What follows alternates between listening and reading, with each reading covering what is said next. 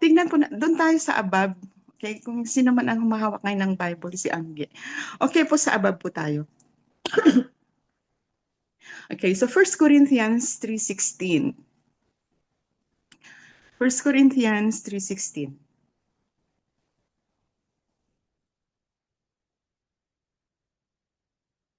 Yan. Okay po, above. 3:16.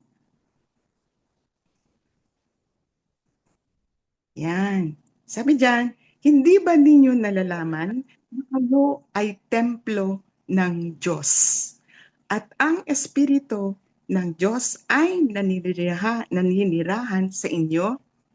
Okay, so tayo, sabi niya, hindi ba ninyo nilalaman na kayo ay templo ng Diyos? Tignan din natin ang sa 1 Corinthians 6:19.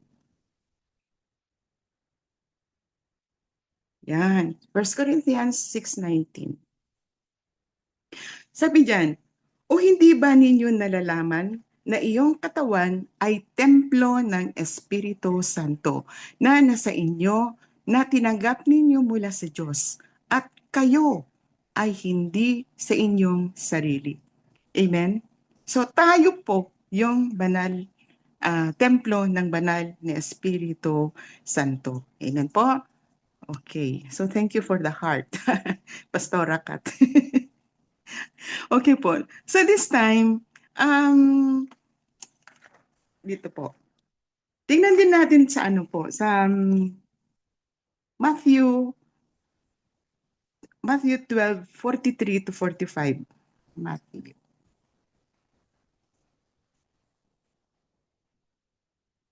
12:43 to 45. Okay. So bago yan, nais kong sabihin na the time we receive Jesus Christ in our heart, in our lives, we have the Holy Spirit already. Di po ba? Nananahan na siya dyan. Kaya pasalamat tayo na talagang ang ating Panginoon ay nung umalis si Jesus dito sa mundo, iniwan niya sa atin yung banal na Espiritu. Okay po? So tingnan natin diyan sa ano. Kaya kailangan natin talagang bantayan. Okay po? Ang banal na Espiritu sa ating puso. Sabi diyan, kaya't nang makalabas mula sa isang tao ang maruming espiritu, nagpagala-gala ito sa mga dakong walang tubig na humahanap ng mapagpapahingahan, ngunit wala siyang matagpuan. Okay po. So, the time na tinanggap natin si Jesus, kung ano man yung spirit nandiyan sa puso natin, umalis na siya. Amen po. Umalis na siya. As dito sinabi dito sa Matthew 12:43 hanggang 45. Kahit sinasabi niya, babalik ako sa aking bahay sa pinanggalingan.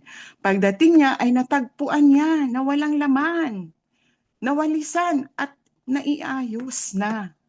Pagkatapos ay umalis siya at nagsasama pa siya ng 7 espiritu na higit na masama kaysa kanya at sila'y pumasok at nanirahan doon at ang huling kalagayan ng taong iyon ay naging masahol pa sa kanya. Gayon din ang nangyayari sa masamang lahing ito. Okay po? So the time na tinanggap natin si Jesus, umalis na yung spirit, di po ba? Yung unclean spirit. Pero nung sa paggalagala niya, nakita niya empty pa rin, wala pa rin laman. Okay po? Hindi pa rin nalagyan. Kaya ang sinabi niya, pupunta ako, hanapin ko maghanap pa ako ng makasama ko. Siyempre kung nag-isa naman siya kasi doon sa ay talagang mahina yung persa. Kaya sabi niya dito, nagyaya pa siya ng 7 unclean spirits. So ilang ngayon ang bumalik doon sa tao na hindi nalagyan yung puso niya ng espiritu ng ating Panginoon. E di 8 na sila, di po ba? So 8 na sila. Kaya kailangan po talaga mga kapatid, bantayan po natin ang ating puso, ang ating isipan na yan po ay banal. Ayan po ay tahanan ng banal ng Espiritu na yun po yung buhay natin. Amen po? Okay, so tingnan po natin sa Galatians 1:11.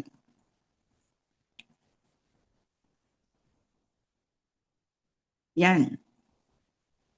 Galatians 1:11, sabi niya, sapagkat nais kong malaman ninyo mga kapatid, ang ebanghelyo na aking ipinapangaral ay hindi ayon sa tao, sapagkat hindi ko ito tinanggap mula sa tao o itinuro man sa akin, kundi sa pamamagitan ng pahayag ni Hesu Kristo.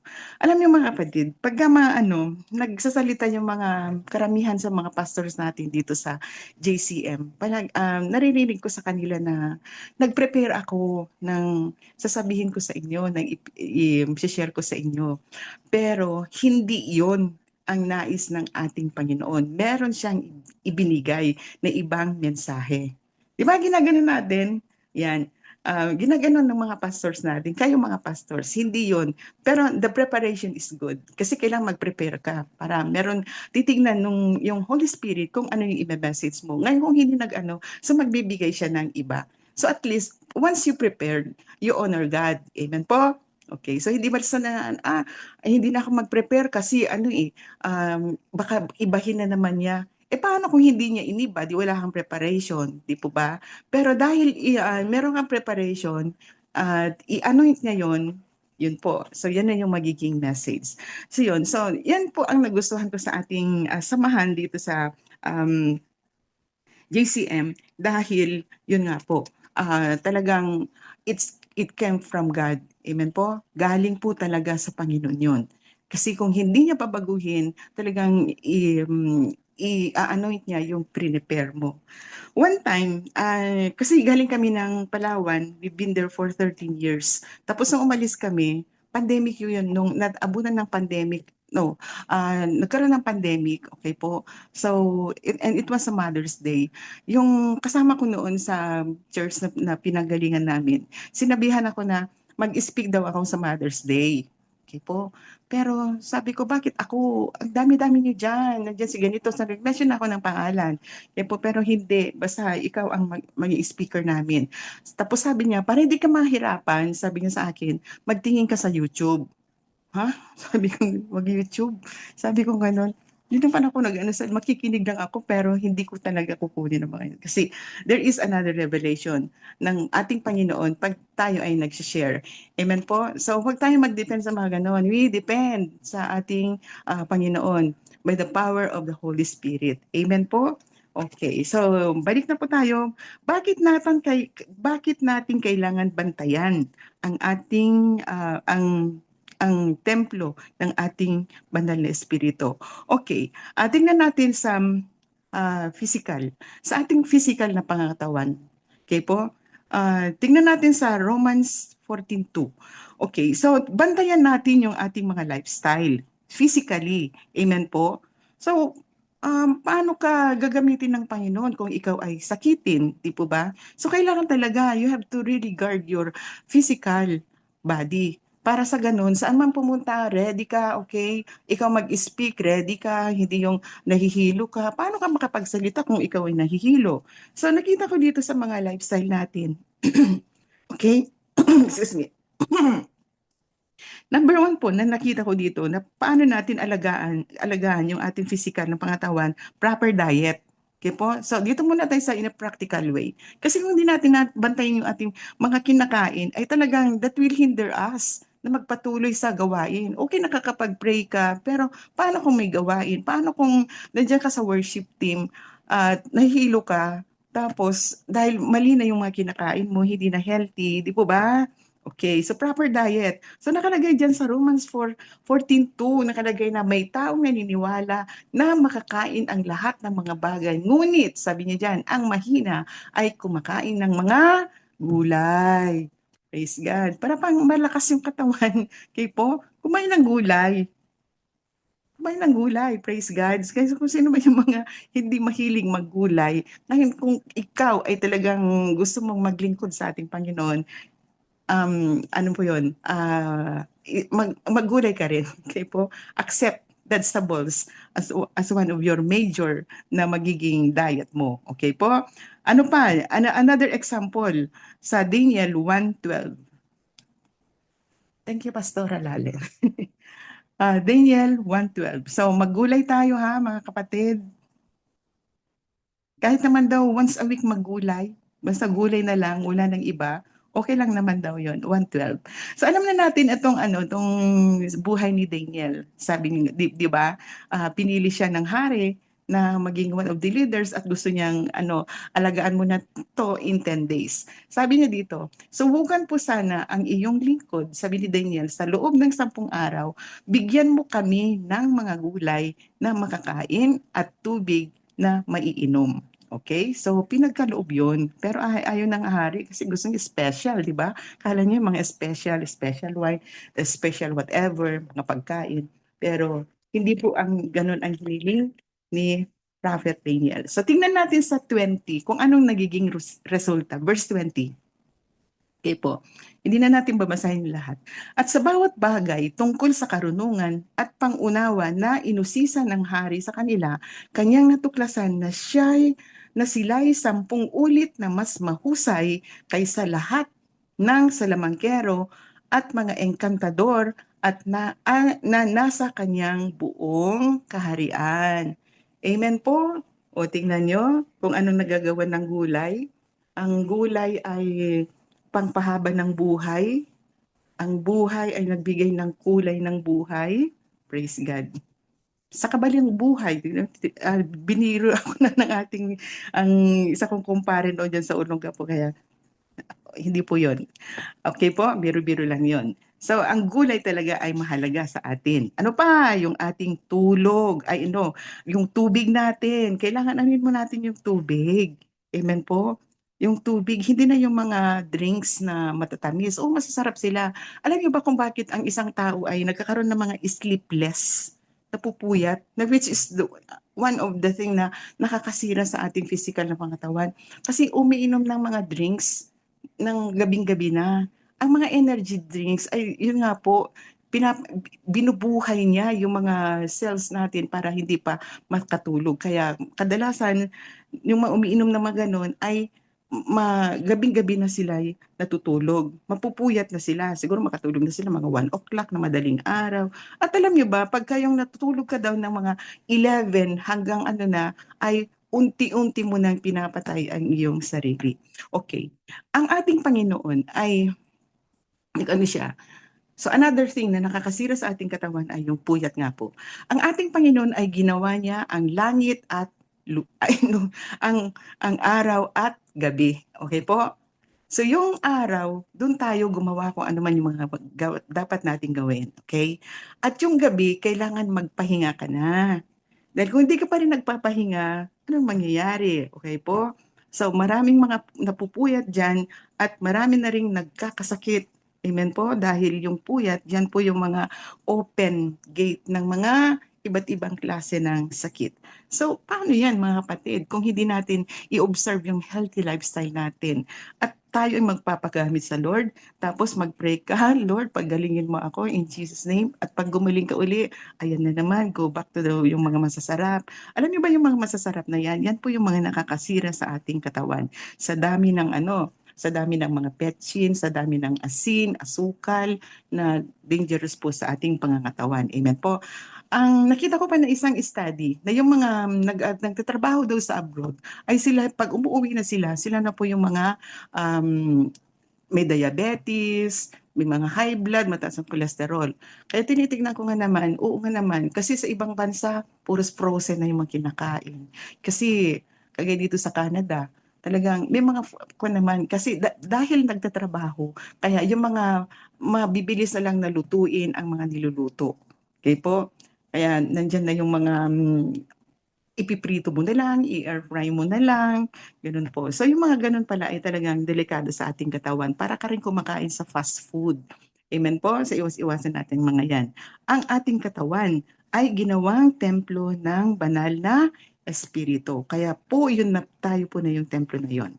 Okay, so that is in the physical. Amen po? So doon naman tayo sa emotion, sa mga emotions natin na kailangan bantayan din natin kasi nandiyan po yung banal na espiritu. Okay, ano ba yung mga emotions natin na nakapagtaboy o kaya aalis ang banal na espiritu sa ating buhay? Number 1 na nakikita po dito is anger. Okay, tingnan po natin sa Ephesians 4:26. Ephesians 4:26. Thank you, Pastor Jimmy, ha. Sa mga ibang pastors na nag-agree nito na kami ay sasali sa magsalitang ganito. Blessing po yun. Okay. Sabi niya dyan, magalit kayo, ngunit huwag magkasala. Huwag hayaang lubugan ng araw ang iyong galit. Mga kapatid, hindi lang sa mga mag-asawa na to. Itong verse na to, di ba? Inaano natin sa mga mag-asawa, ina-advise natin sila na ganito, itong verse na to, di po ba? Hindi naman yung sinabi, kayo mga mag-asawa, wala na makita dyan, di po ba? Kundi para sa atin po lahat. Amen po. Kahit yung kapatid, magkapatid, okay po, magkaibigan, basta nanyan yung galit, huwag mong hayaan na lubugan ka ng araw. Amen po? Amen po? Okay po. So, another, tingnan natin sa Psalms 4:4. Psalms 4:4. Okay. Alam niyo, pag nag speak ka, talagang dependent ka talaga sa Panginoon. Kaya, pag nag-speak kayo, huwag niyo sabihin sa inyo, huwag niyo tanggihan. Okay, sabi niya, blessing yan. Di ba, Ma'am Shermaine? Magalit ka, subalit huwag kang magkakasala. Magbulay-bulay ka ng iyong puso sa iyong higaan at tumahimik ka. At tumahimik ka, sabing ganon. Palagi kong sinasabi, best weapon is to keep silent. Okay po? Habang galit ka, ang pangtira mo dun sa kinagagalit mo, silence po. At pag wala na yung galit, okay, magsalita ka na. Okay po? Pero pag nagsalita ka habang nagagalit, hindi lang ang katawan mo yung nasira, pati yung kinagagalit mo, pati yung taong na kinagagalitan mo. Okay po? Kagabi, nung nanood kami ng Jessica Soho, pero delayed ano na ang mga yon kasi ano naman, wala namang live dito sa ano. So nagdidepende lang kami sa YouTube or mga parang Katvi. Okay, Psalms 4:4 sabi niya, ay hindi, ay, ano ba yun? Sa bitterness na po tayo, sa Ephesians. Okay, another thing, nabanday natin yung, siyempre kung ikaw ay nagagalit na, okay po, at hindi mo na-deal yung galit na yan, magkakaroon ka na ng bitterness. Tingnan natin sa bitterness. Okay, Ephesians 4. Ephesians 4:31.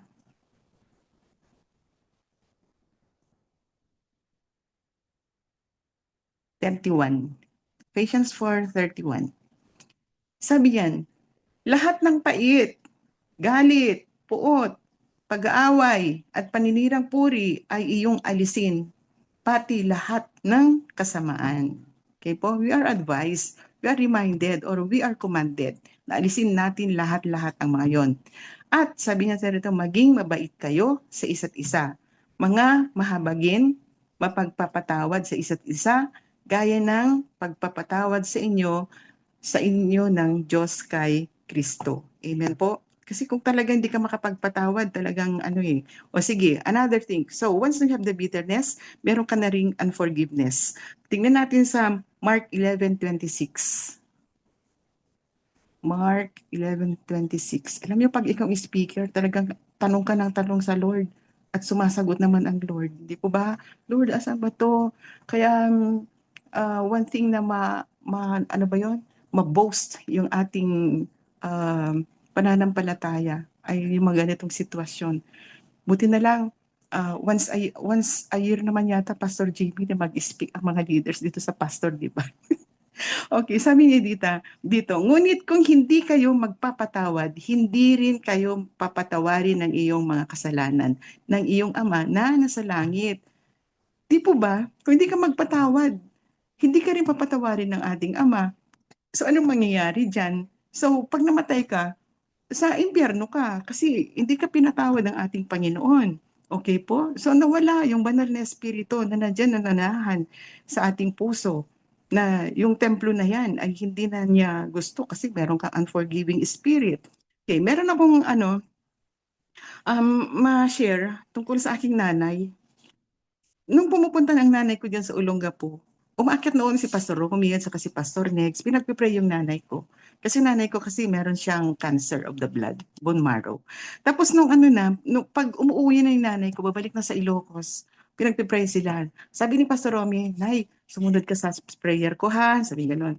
So habang sumusunod yung nanay ko, pagdating sa pagpapatawad, tumitigil. mga kapatid, tumitigil. Okay po? Sabi ko, nanay ko meron unforgiving spirit ito. Sabi ko, kaya nahirapan siya. Pero the time na, na ano na siya, malapit na siyang kunin ng ating Panginoon, madaling araw, 2 o'clock, that was December 25, nagtatawag yung nanay ko, nagagalit dun sa kasama namin doon kasi dalawa kami nagbabantay sa kanya. Na ICU na siya noon. Yung katulong namin na hindi niya pinapansin. So ako na yung bumangon, "Nay, ano yon?" Sabi ko gano'n. Galit na naman siya. Sige, binigay ko na kung ano yung gusto niya. Okay po? Tapos nang binigay ko na siya, "O sige, tumahimik ka na." Sabi ko gano'n. "Nay, mag-pray tayo." "Oo." Sabi naman niya gano'n sa akin. Alam mo na pinag-pray namin, pagdating sa forgiveness, ang hindi niya pa talaga mapatawad yung tatay ko. Tatay ko kasi salbahe talaga yun, lasenggo, kung ano-anong, hindi na mababaero yung tatay ko. Lasenggo lang siya. Nagwawala siya kasi pag naglalasing. Pagdating sa tatay ko, sabi ko gano'n, "Lord, pinapatawad ko." Sinusundan niya kasi ako, sinusundan niya ako. Ang aking asawa, ganyan. So, pinatawad niya. Alam niyo nang nagpatawad siya, nanahimik na siya.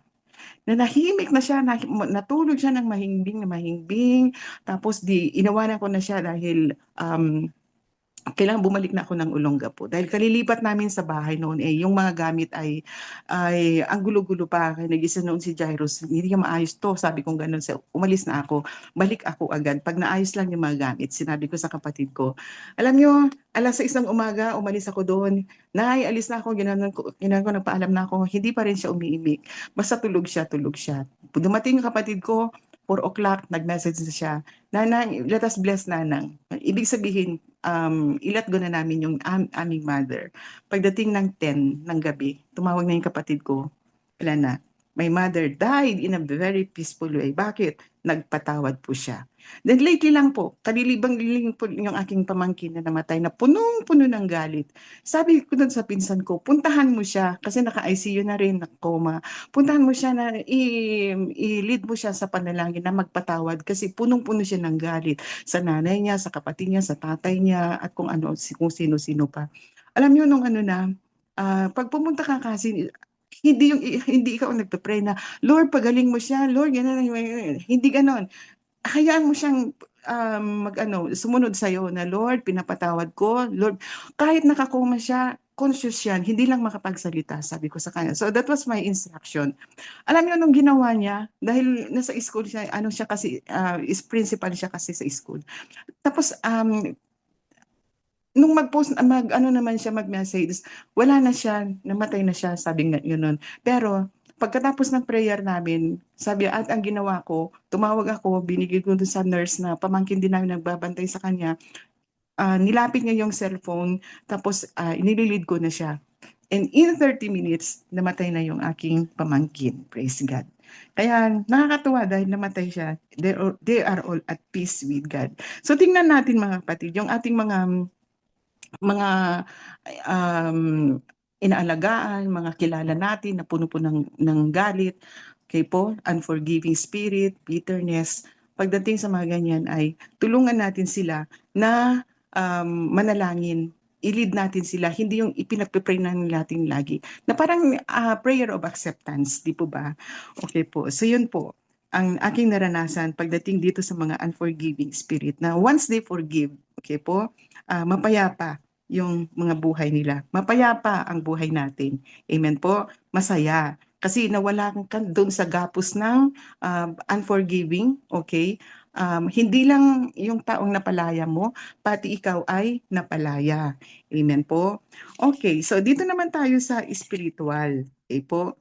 So, bakit kailangan bantayan natin ang ating spiritual life na nandyan yung ating banal na espiritu? Tingnan natin sa Galatians 1:11. Galatians 1:11. Alam niyo itong mga verses na to, I believe it was reminded by God. Kasi nga, palagi kong, I'm aware of the Bible Reading Project. Ang bilis na mag-reveal ang ating Holy Spirit kasi nandiyan na di po ba? Kaya once na nagtanong ka sa Lord, bibigay niya, okay? Sabi niya sa 11, Galatians 1:11 and 12, sabi niya, sapagkat nais kong malaman ninyo, mga kapatid, ang ebanghelyo na aking ipinapangaral ay hindi ayon sa tao. sapagkat hindi ko ito tinanggap mula sa tao o itinuro man sa akin, kundi sa pamamagitan ng pahayag ni Hesu Kristo. Amen po. So yung mga tinuturo natin, di ba mga pastors, pastoras, yung mga tinuturo natin ay hindi natin kinuha sa YouTube, hindi natin kinuha kung anong mga nag-ano, kundi direct from God, di po ba? Sabi niya sa pamamagitan ng pahayag ni Hesu Kristo. So that's one way na talagang binabantayan natin yung Holy Spirit na hindi umalis sa dito sa ating templo. Okay po? Dito sa katawan na ginawa niyang templo. Okay? Amen po. So paano natin i-guard ngayon yung mga ang ating katawan na templo ng ating Panginoon? So Galatians 1:15 and 16. Ikuha mo lang anak sa ano. Sabi niya, ngunit nang malugod ang Diyos sa akin na nasa akin ay nagbukod buhat sa sinapupunan ng aking ina at sa aking ama ay tumawag sa pamamagitan ng kanyang biyaya na ipinahayag sa kanyang anak na sa akin upang siya aking ipangaral ang hentil hindi sa sumangguni sinumang laman ng dugo. Okay po? Ngunit inilugod ng nagbuko sa akin ay nagbukod buhat sa sinampupunan ng aking ina. Praise God. Nandudong pa na tayo sa sinampupunan ng ating ina. Talagang binukod na tayo ng ating Panginoon. At tignan natin sa Ephesians 1. Ito, maganda rin. Praise God. Ephesians 1, 4 and 5. Sabi niya, ayon sa pagkapili niya sa atin, sa kanya bago itinatag ang sanlibutan upang tayo'y maging banal na walang dungis sa harapan niya sa pag-ibig. Tayo'y itinalaga at sa pagkupkup upang maging kanyang mga anak sa pamamagitan ni Hesu Kristo ayon sa kabutihan ng kalooban. Praise God! Di po ba? Hindi pa tayo naisisilang dito sa mundo. Pinili na pala tayo ng ating Panginoon. Binukod na niya tayo. Di po ba? Kaya talagang we have to really guard this temple dahil nandiyan ang banal na espiritu. Amen po. Tingnan din natin sa dami no? Dapat kasi sabi ko, parang dami ko yatang verses, Lord. Pero kung di ko isasabihin ito, paano na lang? Sabi, inano nyo to kung ganon, ni-review nyo to. Tingnan natin sa Matthew 16. Matthew 16, pasensya na po, akala ko 20 minutes lang to. Matthew 16, ay, hindi, ay tama. Patience pa lang pala ito. Matthew 16, okay, 26. Kaya kailangan natin bantayan talagang ating itong templo na to. Okay?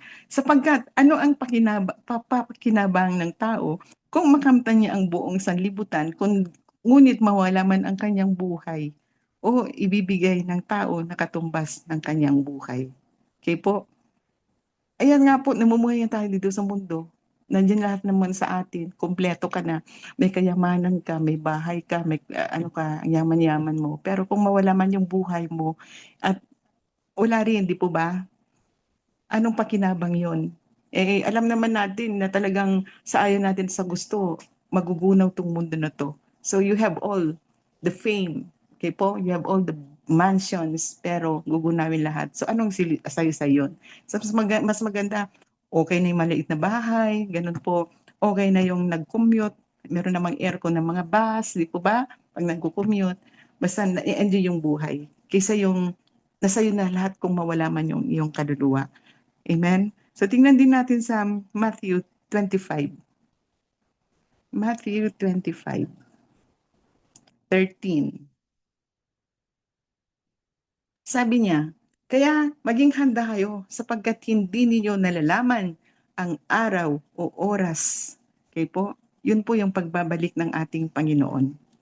Ito ay, nung pinapakinggan ko si Pastora Cathy, nung Sunday, ay nakuha ko tong verse na to. Kasi nagtatanong na ako sa Lord, Lord, ano pa yung mga, na kailangan bantayan namin yung templo mo? Sabi ko, ito yung, kaya sabi niya, maging handa kayo sapagkat hindi ninyo nalaman ang araw o ang oras. Di po ba?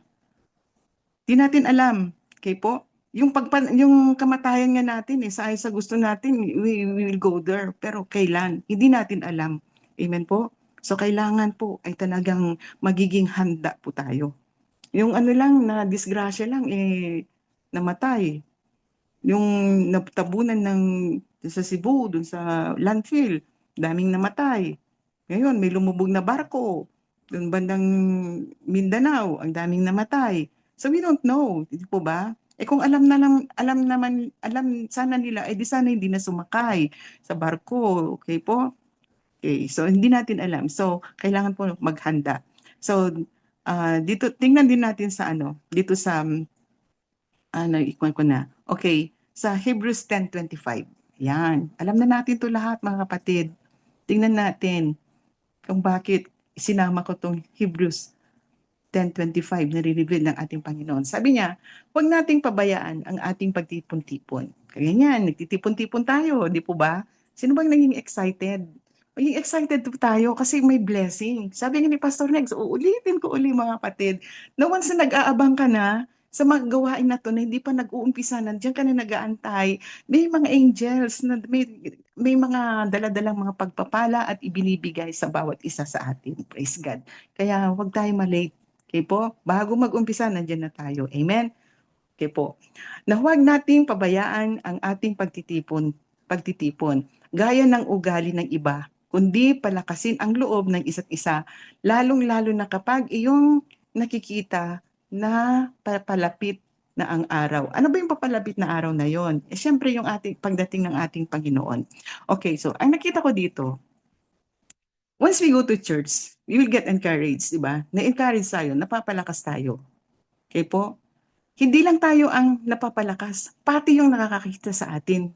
Kaya huwag nating i-neglect tong gawain na to, yung pagtipon-tipon na to, na hindi lang ikaw doon ang encourage mo, nawalan ng gana ako, ayoko na mag-attend, ganon. Hindi po. Kasi kung may nakakita sa'yo at na-encourage siya, edi meron kang nagawa sa kanyang buhay. Di po ba? So, kailangan talaga mag-attend ang bawat isa. Kung hindi pwede, may kadahilanan, yung mga talaga namang reasonable, hindi naman yung sinasadya, yung magpa-late ka or whatsoever, na talagang nawawalan ka na ng gana, push yourself. Amen po? Amen po? Ilagay natin sa ating sarili na ako ang templo ng Holy Spirit. I am the temple of the Holy Spirit. I am the temple of the Holy Spirit. Once na you are the temple, so anong part mo doon? Anong function mo doon? Ikaw yung taga-encourage. Amen po? At ikaw din, ma-encourage ka. Mga kapatid, huwag tayo maging mayabang. Na pag pumunta tayo doon ay may maraming ma-encourage. Hindi po, pati ikaw din ay may encourage. We need God. Amen po? Kailangan po nating ating Panginoon na pabayaan na lang natin yung mga ganun, mga obligasyon natin sa pagtitipon-tipon. Let us join our hearts together to encourage one another, to build one another, and to, ano pa yon, to build, encourage, and to uphold one another. Amen po? Okay po, so malapit na ako matapos. Bakit kailangan natin bantayan ang banal na espiritu? I am now in the conclusion part. Okay? So, balikan po natin sa 1 Corinthians 3. 1 Corinthians 3, 3:17. Ito po, warning po ito. Okay po? So kanina, basahin natin uli yung 16. Sabi niya, hindi ba di nyo nalalaman na kayo ay templo ng Diyos at ang Espiritu ng Diyos ay nanirirahan sa inyo?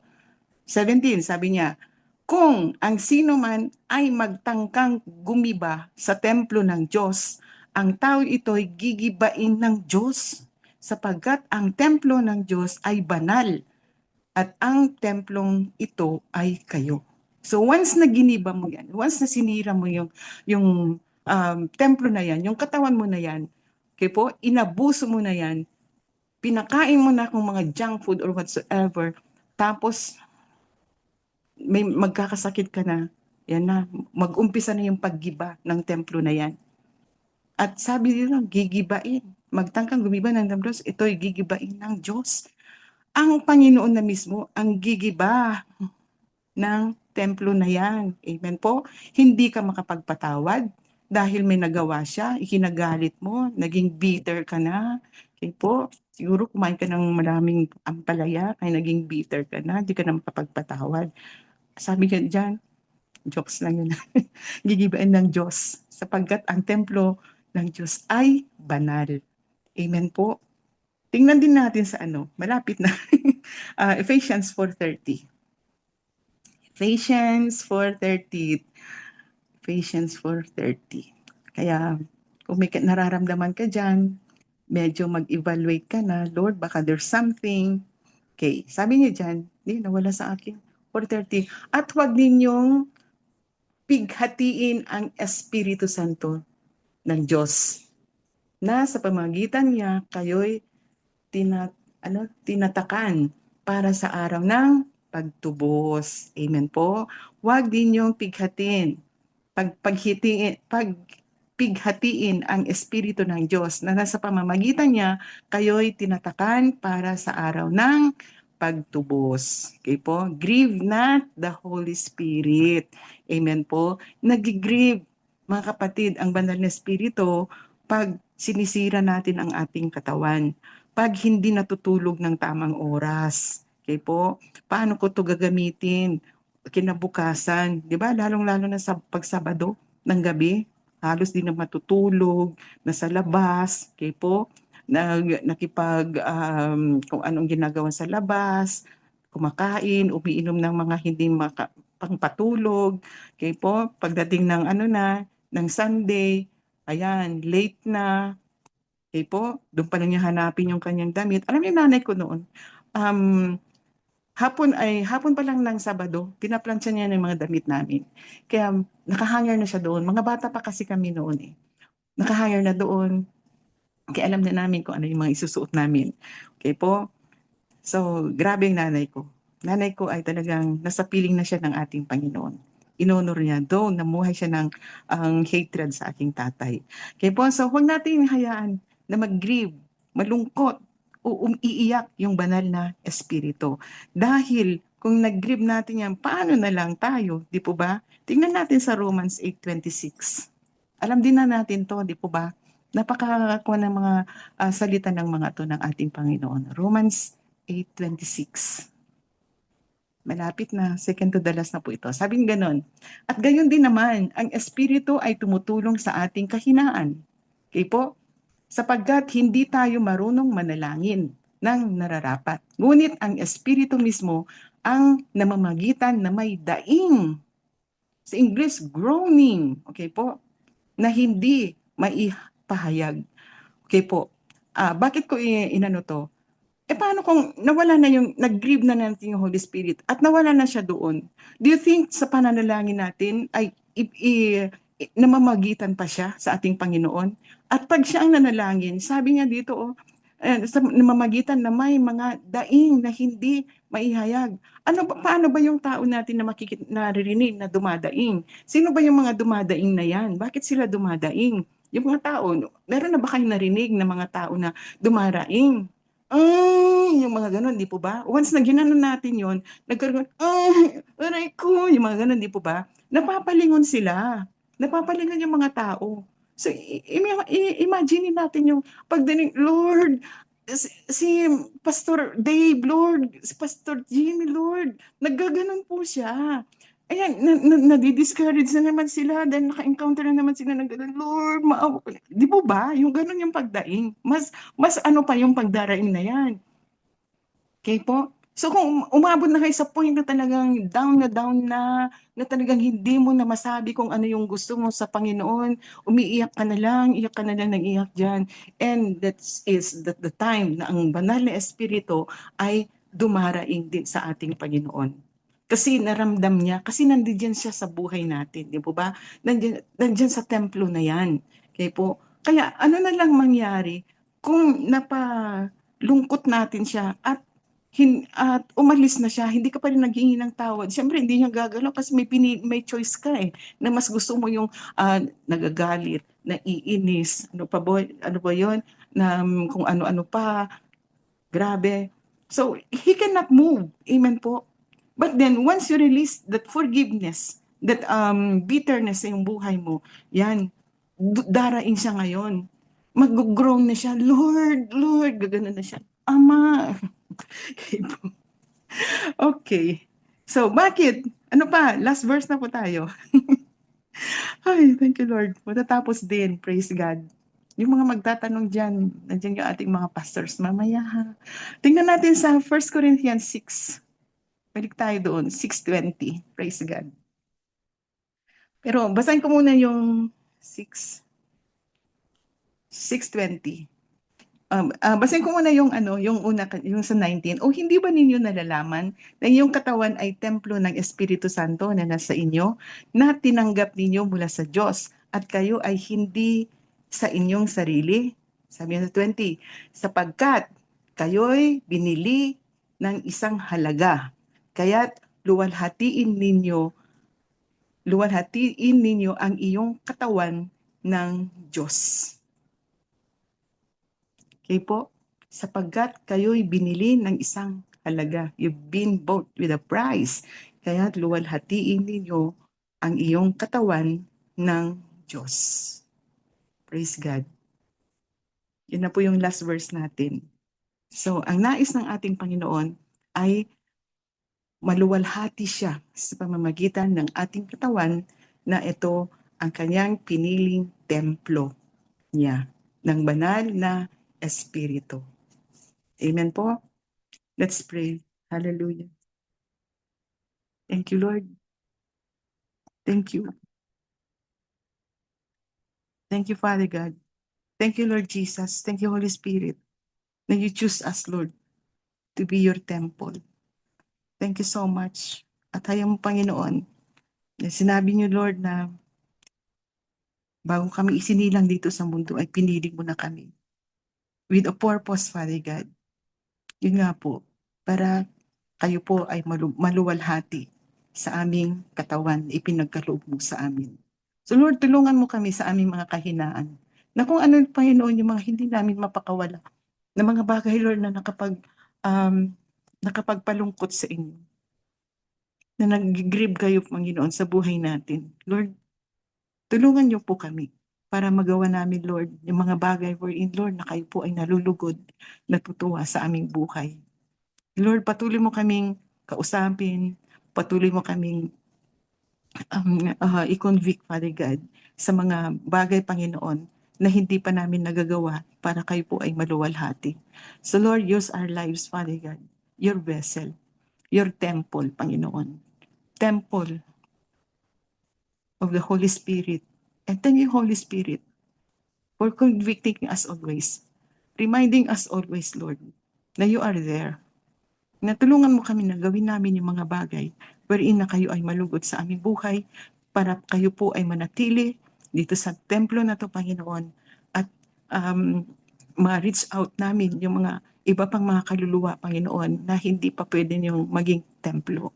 Salamat po, Panginoon. Thank you, Father God. Thank you, Lord Jesus. Thank you, Holy Spirit.